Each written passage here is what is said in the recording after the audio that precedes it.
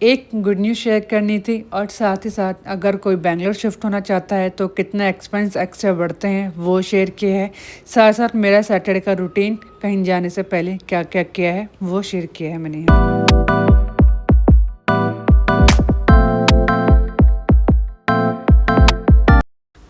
तो जी मॉर्निंग में मैं अप्रॉक्स 6:30 उठ गई थी, तो यहाँ पे मैंने लॉन्ड्री लगा दी है। तो जैसे मैंने आपको बताया था कि अब मैं थोड़ा न्यू ट्राई कर रही हूँ कि मैं फ्राइडे सैटरडे एंड संडे 3 दिन लॉन्ड्री करूँगी। अब देखती हूँ कि ये कितना मेरे लिए इम्पैक्टफुल होता है, क्योंकि कपड़े फोल्ड करना भी एक टास्क होता है और 3 दिन के होंगे तो वो और ज़्यादा। तो ट्राई किया है कि कैसा होता है, लेट्स सी। 7 बज गए थे कि सब कुछ करते करते। उसके बाद मैं आ गई थी जिम, क्योंकि गौरव और ज्ञान दोनों सो रखे थे, तो इसलिए टाइम भी था और जिम में स्टार्ट कर ही रखा है। तो मैं आ गई इस टाइम पे ही जिम, ताकि जो मेरा बाकी का टाइम है वो थोड़ा फ्री निकले। जब सुबह उठी हूँ तो मैं यूटिलाइज़ कर रही हूँ यहाँ पे आकर। और वैसे भी अगर आप जिम नहीं जा सकते तो घर पे थोड़े बहुत एक्सरसाइज कीजिए, क्योंकि इससे जो आपकी पूरी बॉडी होती है इतनी एनर्जेटिक हो जाती है। और जितने आपके काम पेंडिंग होते हैं वो तो होते ही हैं, साथ में आपका जो दिमाग जो खुलता है वो अलग की लेवल का होता है। बहुत चीज़ें क्रिएटिव माइंड हो जाता है, ये मुझे लगता है। और अगर आपका माइंड और बॉडी थक गई है तो आप पूरा एक दिन का ब्रेक दे सकते हैं, जैसे मैं संडे को देती हूँ। ब्रेक क्या देती हूँ कि मैं जितने बजे भी उठूँ, नो अलार्म पॉलिसी होती है, अलार्म नहीं लगाना अनटिल अनलेस कहीं जाना ना हो। तो बिना अलार्म के चाहे मैं 8 बजे उठूँ, 9 या 10, जितने बजे भी उठूँ, मेरा कोई टाइम फिक्स नहीं होता। उसके बाद मेरे काम होते हैं। तो मैं घर आ गई थी, कैन उठ गया था। इनफैक्ट कैन का फ़ोन आया था कि मुझे भी जिम जाना है, तो इसको मैं यहाँ जिम लेकर आ गई दोबारा से। और देखिए धीरे धीरे करके ट्रेडमिल कर रहा है, ये रोज़ आता है। इनफैक्ट मैं सच बताऊँ तो फिर जैसे मैं आई, आपको बताया था 30 मिनट का उसमें टाइमिंग शो हो रही थी लॉन्ड्री का। तो जो मैंने फ्राइडे को कपड़े धोए थे मैंने अभी उतारे हैं, इसलिए मैंने सेम टाइम पे किया है बैक टू बैक, मतलब कि फ्राइडे सैटरडे एंड संडे, ताकि एक सूखेंगे तो नेक्स्ट डे उतारूँगी और तभी के तभी सुखा दूँगी नए कपड़े। तो ये मेरा थोड़ा सा मतलब सोचा है करने का, देखती हूँ कि कैसा क्या पड़ता है। तो ये सारे इतने सारे कपड़े धोए थे, सारे मैं अब नीचे कर रही हूँ। और सीरियसली इतने सारे कपड़े उतारने में और फिर दोबारा जो नए कपड़े धोए थे उनको डालने में हालत थोड़ी हो गई थी ख़राब। तो एक बार मैं दोबारा वेडनेसडे फ्राइडे वाला रूटीन फॉलो करती हूँ और देखती हूँ कितना चलता है मेरा ये रूटीन। तो यहाँ सीधा कपड़े मैं सुखा रही हूँ। तो सबसे बेस्ट पार्ट क्या है कि जैसे मैं आई थी मैंने वैसे सुखा दिए थे, ठीक है जी।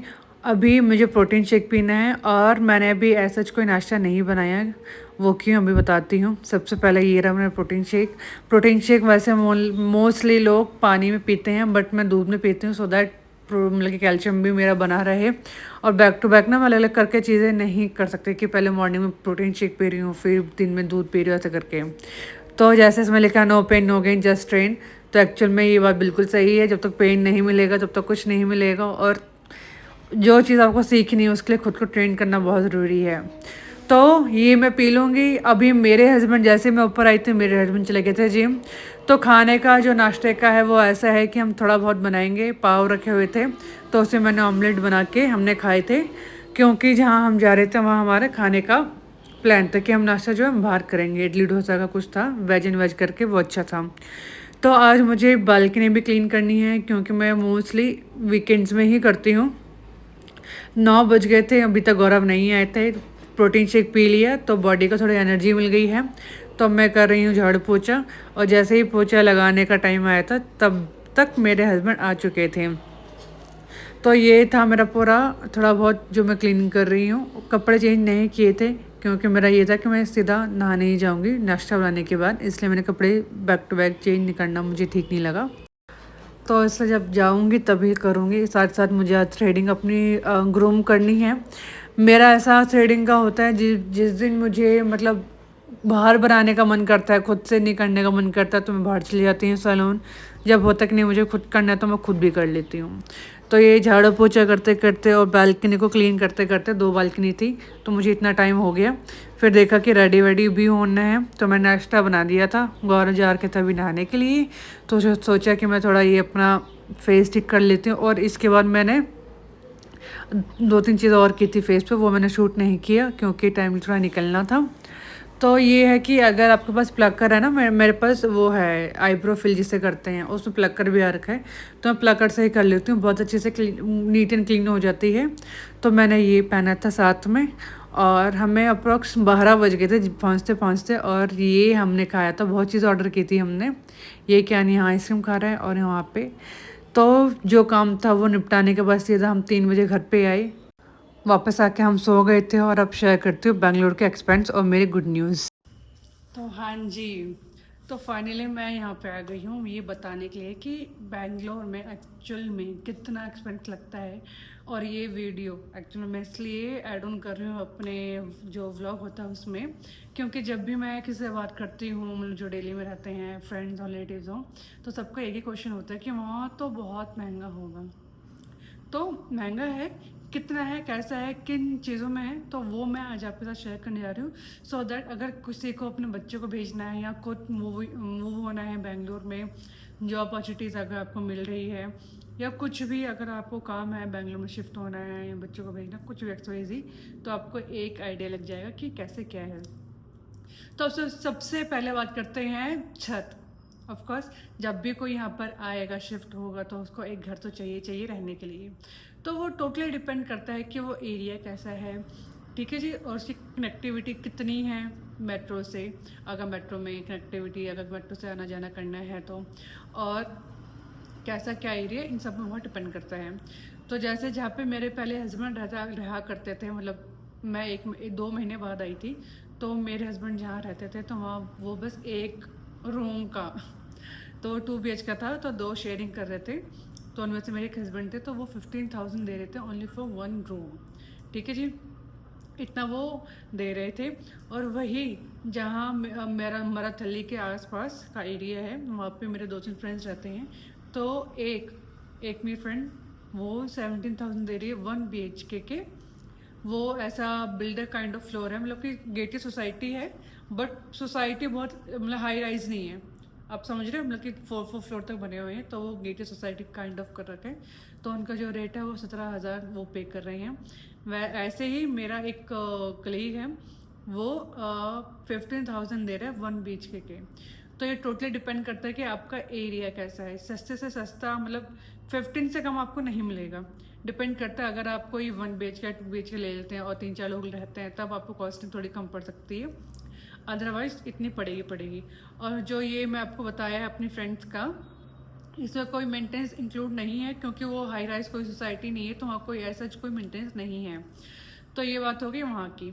अब जहाँ हम रह रहे हैं, तो यहाँ हम सोसाइटी में रह रहे हैं, हाई राइज सोसाइटी में रह रहे हैं, तो हमारा जो यहाँ का रेंट है वो है 30,000।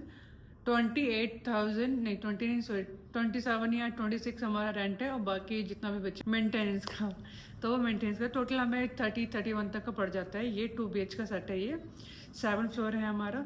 तो डिपेंड करता है कि आपका कहाँ कैसा एरिया है, कैसा है, और कितने लोग रह रहे हैं एक रूम में, वो है। तो आपको मैंने बता दिया कि घर का कैसा है। दूसरी बात आती है खाना पीना, ठीक है जी। अगर मैं खाने पीने की बात करूँ, तो यहाँ पर ऐसा नहीं है कि बहुत महंगा है फिर बहुत सस्ता है, ये थोड़ा मेंटेन करके चलता है। फॉर एग्जांपल जो वहाँ पे आटा लेते थे वो सस्ता था, यहाँ महंगा है। टमाटर हो गया, दूध हो गया, दूध भी मुझे यहाँ सस्ता मिला, जो हम नंदिनी वाला मंगाते हैं, वो मैं 2 लीटर मुझको पड़ता है 100 रुपीज़ का, ठीक है। और वहाँ टोन आई थिंक मुझे 110-120 का पड़ता था। तो ये इतना फ़र्क है, 2 लीटर का बता रही हूँ मैं। साथ में प्याज यहाँ पे 30-40 रुपये किलो मिल जाते हैं। आलू का भी सेम यही रेट है। टमाटर एक जगह मैंने देखे थे 20, एक जगह देखे थे 30। और क्या चीज़ होती है, फ्रूट्स की अगर मैं बात करूँ, तो यहाँ पे 100 रुपये और 70 रुपये के बीच में मैंगो मिलते हैं।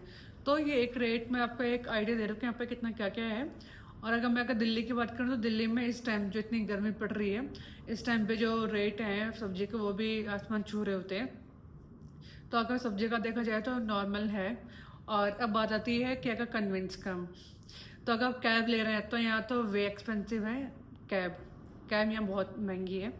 मेरे हस्बैंड ने ली थी, तो उनको 2,000 या 1,500 की पड़ी थी, वहाँ से एयरपोर्ट से यहाँ पे आने का, नहीं यहाँ पे नहीं आने का, जहाँ पहले वो रहते हैं वहाँ पे जाने का। तो इतना उनको पड़ा था 15 से 2,000 के बीच में।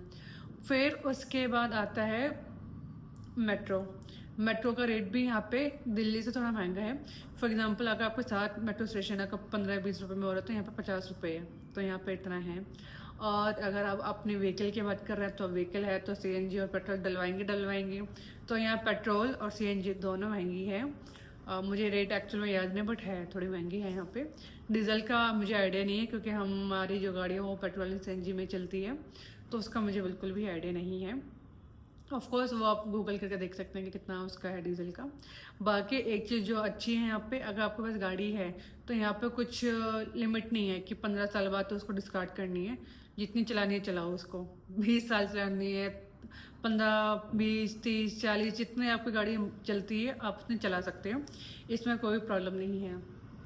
उसके बाद बात आती है कि एसी मतलब घर पे जो होता है, तो यहाँ का मौसम मोस्टली ठंडा रहता है तो यहाँ एसी की ज़्यादा नीड नहीं पड़ती। बट वही अगर आप दिल्ली में रहते हैं तो यहाँ इस टाइम पे कम से कम 3-4-5 हज़ार तक का टप जाता है बिल, तो एक ये चीज़ यहाँ पे ठीक है। बाकी छोटा मोटा चीज़ें होती हैं तो वो वेरी करते हैं, कहाँ से ले रहे हैं कहाँ से नहीं ले रहे।